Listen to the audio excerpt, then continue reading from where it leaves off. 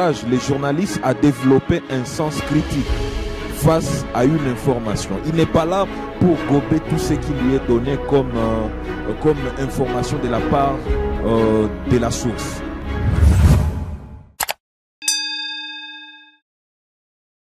Je vous retrouve une fois de plus sur Kivu Morning Post, très chers téléspectateurs, dans cette émission dénommée tout simplement Décryptage. Décryptage aujourd'hui va poser ses jalons dans les secteurs du fact-checking où nous allons recevoir Fidel Kitsa. Fidel Kitsa est un jeune du Nord Kivu qui vient d'adresser une lettre au ministre national de l'ESU pour parler de l'importance même de l'intégration du fact-checking dans le cursus universitaire, surtout pour ceux-là qui sont dans les sciences de l'information et de la communication. Monsieur Fidel Kitsa, bonjour. Bonjour, Monsieur Ronelli, et bonjour à toutes les personnes qui nous suivent en ce moment. Je profite de l'occasion pour exprimer mes remerciements à Kivu Morning Post pour cette opportunité également, pour avoir pensé à notre modeste personne afin de nous associer à cette émission. En date du 9 novembre 2023, vous avez adressé une correspondance au ministre national de l'ESU, là je parle de Bouton Donzangui, pour solliciter son implication dans l'introduction du fact-checking au sein des universités, surtout pour les amis d'ici. Est-ce une opportunité? C'est opportun, oui. Vous savez, nous sommes dans ce qu'on appelle le siècle de la technologie. Et avec l'avènement de l'Internet ainsi que des réseaux sociaux, il est indispensable qu'on puisse parler du fact-checking ou de la vérification des faits dans la filière des sciences de l'information, de la communication, mais aussi dans l'exercice du métier des journalistes au quotidien. On fait face à des fausses informations depuis un temps avec l'Internet ainsi que les réseaux sociaux. Et triste est de voir qu'il y a certains journalistes, certains étudiants même en journalisme, qui n'arrivent pas à déceler les vrais du faux, la vérité du mensonge dans l'information qui est divulguée ou relayée sur la toile. Mais lorsque nous essayons de décortiquer votre initiative, pensez-vous que cela va aider quelque chose quand on sait que déjà les étudiants sont là pour se plaindre même de cours qui sont presque nombreux et ils n'arrivent même pas à savoir qu'est-ce qui est important et qu'est-ce qui n'est pas important? Déjà, en journalisme, on enseigne aux étudiants qu'on doit privilégier la vérité. Déjà, depuis la première année en journalisme jusqu'au terminal, c'est ce qu'on enseigne. Mais le problème se pose avec l'avènement de l'Internet, des réseaux sociaux. Parce que tout le monde désormais peut informer, tout le monde peut donner une information. Et cela prête à confusion même les publics, les consommateurs, dans la distinction de l'information qui est vraie. Voilà pourquoi les journalistes doivent alors venir avec une information qui non seulement provient d'une source, mais une information aussi qui est vérifiée. Avec les fact-checking, les journalistes ne se limitent pas seulement à récolter l'information, mais ils doivent se rassurer que l'information récoltée, qui doit être traitée et diffusée, doit être vraie. Et les fact-checking aussi encouragent les journalistes à développer un sens critique face à une information. Il n'est pas là pour gober tout ce qui lui est donné comme information de la part de la source. Certes, d'une manière théorique, il y a la confrontation des sources qu'on apprend aux journalistes, mais ils ne doivent pas se limiter par là. Est-ce que de fausses nouvelles, parce que vous en parlez, est-ce que de fausses nouvelles peuvent avoir des répercussions dans une communauté? Mais oui, il y a beaucoup de conséquences maintenant là liées aux fausses informations. Et surtout, à ne pas oublier que les fausses informations ont eu une ampleur depuis un temps suite à l'avènement de l'Internet et des réseaux sociaux.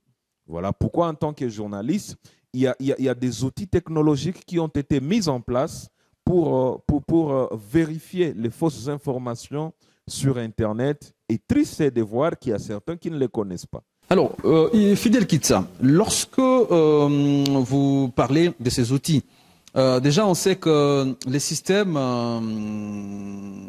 universitaires en République démocratique du Congo fait face à beaucoup de défis. Et aujourd'hui, il y a les problèmes de connexion dans certaines universités, il y a le matériel qui pose problème. Venir avec le fact-checking, est-ce que ça ne sera pas des dépenses supplémentaires que les pays ne sauront pas contenir? Tenant compte de votre expérience. Ça ne demande même pas de moyens pour intégrer les fact-checking dans les programmes académiques tels que nous les demandons. Il y a des cours comme l'éducation à la citoyenneté, les cours comme... en tout cas, il y a beaucoup de cours. Sur moi, j'ai une maquette des cours proposés par les systèmes LMD et ça n'a pas demandé des millions pour que ces cours soient insérés là-bas. C'est juste que des scientifiques, alors des chercheurs en journalisme, qui se sont mis d'accord sur l'utilité, l'importance de ces cours dans la filière. J'estime également que dans la filière des sciences de l'information et de la communication, il est important que les fact-checking y soient intégrés, y soient ajoutés, et ça ne va pas demander de moyens financiers. Okay. Bien qu'il pourra y avoir des formations, parce qu'on doit aussi avoir des enseignants spécialisés pour enseigner les fact-checking, mais ça ne demande pas de moyens financiers parce que je propose même dans ma lettre qu'il y ait des partenariats. Okay. Partenariats entre les gouvernements, par exemple, avec différents centres de formation, différentes écoles en journalisme, pour équiper et pour former les enseignants spécialistes en fact-checking qui pourront plus tard dispenser les cours.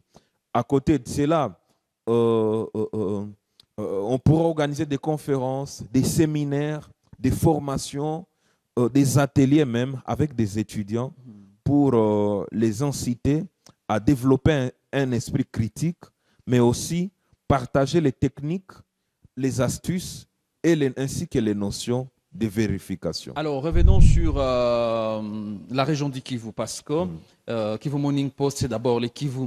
Alors, qu'est-ce qu'aujourd'hui l'intégration de fact-checking au sein des universités peut changer dans le contexte même de la partie Est de la République démocratique du Congo? Vous êtes sans ignorer avec moi que les fausses informations ont des conséquences négatives, néfastes au sein de la communauté.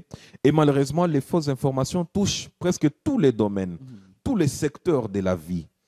En commençant par la politique, parce que maintenant, là, en RDC, on y parle, la politique fait parler d'elle suite au processus électoral.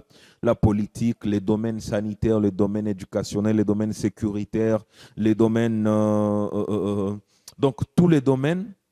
Et malheureusement, ici, chez nous, au Kivu, on constate que les fausses informations désorientent la population, la communauté, manipulent la population, favorise la promotion de la désinformation et à côté de cela, les fausses informations sont même à la base des pertes en vies humaines chez nous, dans la province du Nord Kivu. Les conséquences sont nombreuses. Voilà pourquoi nous estimons que si ici chez nous, pas seulement au Kivu, mais en RDC, les étudiants en journalisme et les journalistes aussi sont équipés en fact-checking, ça va limiter la propagation des fausses informations et aussi limiter les dégâts. Parce que les dégâts liés aux fausses informations sont vraiment nombreuses. Il y a plusieurs cas que nous pouvons signaler avec les combats qui sont en cours dans l'Est de la RDC. On voit sur les réseaux sociaux comment est-ce que même des journalistes tombent dans des fake news. Il y a eu récemment la maladie à virus Ebola, la pandémie de Covid-19. Comment est-ce que des personnes aussi, comment est-ce que des gens sont morts juste parce qu'il y avait une fausse information qui était publiée sur la toile et des gens sont restés sceptiques, disant que Ebola, disant voilà, tout ça. Et malheureusement, nous avons perdu ces gens. côté politique. Nous avons vu des politiciens, malheureusement, qui nous ont emballés avec des fausses informations, avec des promesses également, des images également sorties de leur contexte aussi, et des journalistes se sont laissés emballer. Nous avons vu même avec toujours les fausses informations, comment est-ce que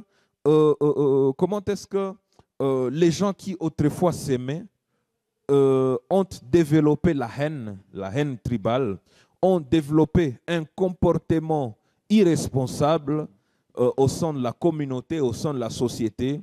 Tout ça à cause de la propagation des fausses informations. Et des journalistes, oui, et malheureusement, oui, nous les avons propagées. Alors, donc, je comprends bien, pour peut-être terminer avec cette séquence, l'intérêt ou l'urgence n'est pas non seulement pour les SIC, mais carrément, le fact-checking devrait carrément concerner tous les domaines de la vie sociétale. Alors, on doit commencer par les SIC, parce que nous savons, les journalistes, c'est là pour informer, pour donc, les publics, hein, même si à l'Internet, vous savez, avec l'Internet, tout le monde peut informer, mais non là.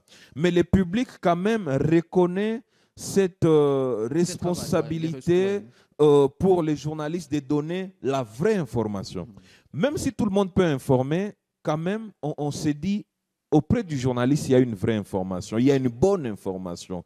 Et alors, j'estime, dans cette lettre, j'ai estimé qu'il serait important qu'on puisse tout d'abord former les journalistes, et après, les journalistes, une fois qu'ils sont formés, on pourra aussi penser à d'autres personnes. Et d'autres personnes qui sont, c'est tous les utilisateurs des réseaux sociaux.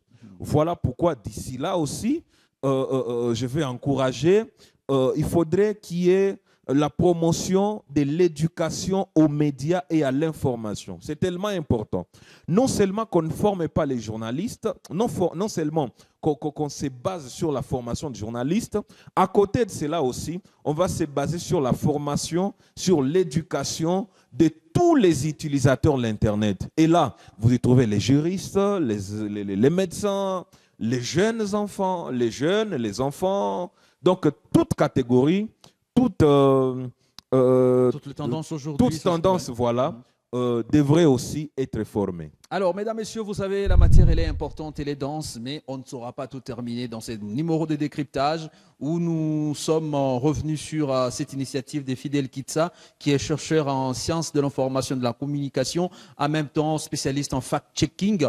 Il s'est adressé au ministre national de l'ESU pour évoquer l'importance d'intégrer le fact-checking au sein du cursus universitaire et surtout, spécialement pour les étudiants en sciences de l'information et de la communication. Fidel Kitsa, merci d'avoir accepté notre invitation. Merci beaucoup Kivu Morning Post pour cette opportunité et merci à tous ceux-là qui sont en train de nous suivre. Merci. Je vous en prie.